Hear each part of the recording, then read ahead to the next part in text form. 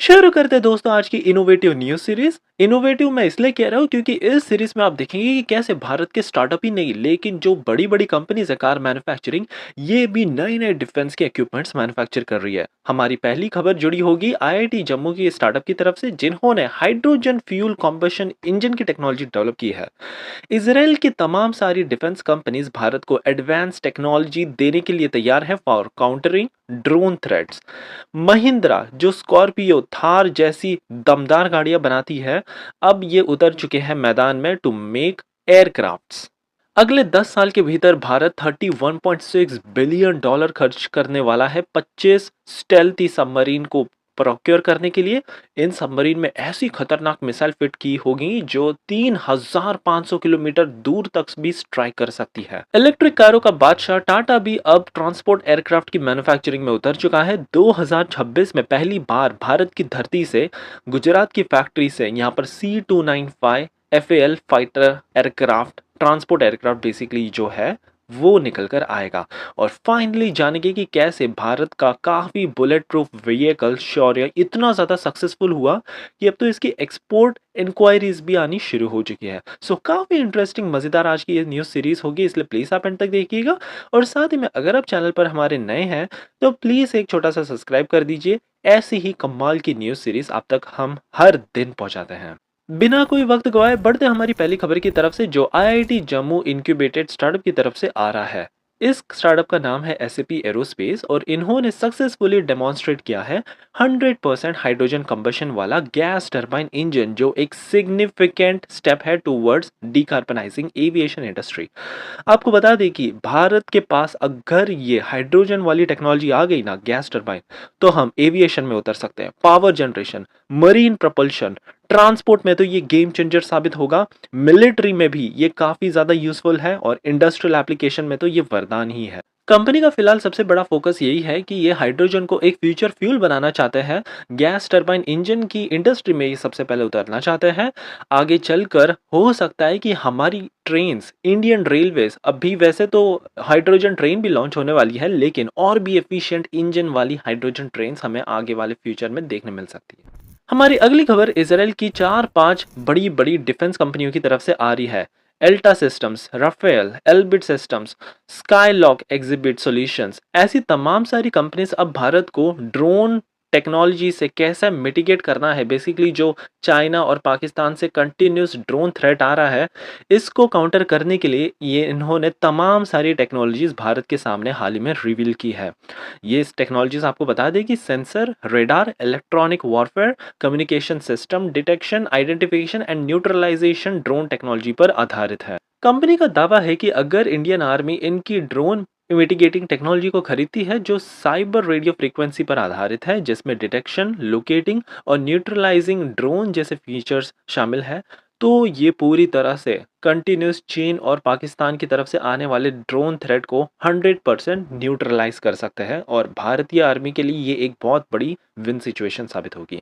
हमारी अगली खबर महिंद्रा की तरफ से आ रही है। स्कॉर्पियो, थार, एक्सयूवी जैसी तमाम सारी दमदार गाड़ियों बनाने के बाद अब ये मार्शल ग्रुप के साथ पार्टनरशिप कर चुके हैं। आपको बता दें कि टेक महिंद्रा जो कि महिंद्रा की एक यूनिट है, IT service and business solution provider है, इन्होंने हाल ही में एक एमओयू साइन कर लिया है मार्शल ग्रुप के साथ जो कि पूरे दुनिया में मशहूर है अपनी एरोस्पेस और डिफेंस इंजीनियरिंग के लिए। इन दोनों के कंबाइंड एक्सपर्टीज से बताया जा रहा है कि बहुत ही advance digital maintenance, repair, overhaul technologies develop होंगी for aircraft manufacturing in India. अब तो आने वाले 10 सालों के भीतर भारत 31.6 बिलियन डॉलर खर्च करने वाला है 25 न्यू सबमरीन को खरीदने के लिए और इसी से जुड़ी अब एक बहुत बड़ी अपडेट आ चुकी है। आपको बता दें कि भारत अरिहंत क्लास की बैलिस्टिक सबमरीन्स जो इतनी ज़्यादा पावरफुल है कि इसमें 3500 किलोमीटर वाली मिसाइलें फिट की गई है। इतने रेंज में ये किसी भी इलाके को स्ट्राइक कर सकती है, इतनी दमदार कैपेबिलिटीज ये रखती है। इसके अलावा आगे चलकर कई तमाम ऐसी एडवांस टेक्नोलॉजीज को भी भारत प्रोक्योर करने की कोशिश कर रहा है जिसमें लॉन्ग रेंज बैलिस्टिक मिसाइल जिसे LSBM के नाम से जाना जाता है, ये फिट की जाएंगी, जिनमें K5 जो 6000 किलोमीटर रेंज रखती है और K6 ये तो 8000 किलोमीटर की रेंज रखती है। तो आप सोच सकते हो कि इतनी दमदार पावरफुल मिसाइल है और वो भी अगर स्टेल्थी सबमरीन्स में लगी हुई हो तो भारत की नेवी तो पूरी तरह से अनबीटेबल हो जाएगी और ऐसे अगले 10 साल में हम 25 नई सबमरीन खरीदने वाले हैं। सो ये पूरी तरह से गेम चेंजर होगा। हमारी अगली खबर टाटा की तरफ से आ रही है। इलेक्ट्रिक कारों के बाजार में बादशाह बनाने वाली इस कंपनी ने अब ट्रांसपोर्ट एयरक्राफ्ट के मैन्युफैक्चरिंग में अपना कदम बढ़ा दिया है। C295 एयरक्राफ्ट जल्द ही आपको पहली बार भारत की धरती से निकलता नजर आएगा और ये सिग्निफिकेंट अचीवमेंट तब किया जा रहा है जब टाटा की एक unit Tata advance system limited और इन्होंने पार्टनरशिप किया है एयरबस के साथ। करेंटली वडोदरा गुजरात के यहाँ पर एक बहुत बड़ी फैसिलिटी डाली हुई है। अक्टूबर 2022 से वैसे तो इसका कंस्ट्रक्शन का काम शुरू हो गया था, लेकिन अब एंटिसिपेट किया जा रहा है कि फाइनली 2026 से यहाँ पर पहला इंडियन मेड C295 एयरक्राफ्ट निकलकर सामने आएगा। इनिशियली तो एयरबस के 16 एयरक्राफ्ट फ्लाई अवे कंडीशन में स्पेन से फाइनल असेंबली लाइन में बनाए जाएंगे, लेकिन बचे हुए जो 40 एयरक्राफ्ट है ना, वो सारे कुछ manufactured and assembled in India होंगे टाटा के द्वारा, जो कि एक बहुत ही बड़ा अचीवमेंट भारत के लिए होगा मेक इन इंडिया इनिशिएटिव के तहत। और टाटा भी चाहता है कि भारत को ये ग्लोबल एरोस्पेस मैन्युफैक्चरिंग हब बना देंगे। बढ़ते अगली खबर की तरफ से, जो भारत के एक बुलेट प्रूफ व्हीकल से आ रही है। मिधानी द्वारा डेवलप किया गया शौरा बुलेट प्रूफ व्हीकल, अब तो इंक्वायरीज इसकी आने लग गई है, एक्सपोर्ट ऑर्डर्स मिलने लग गए हैं।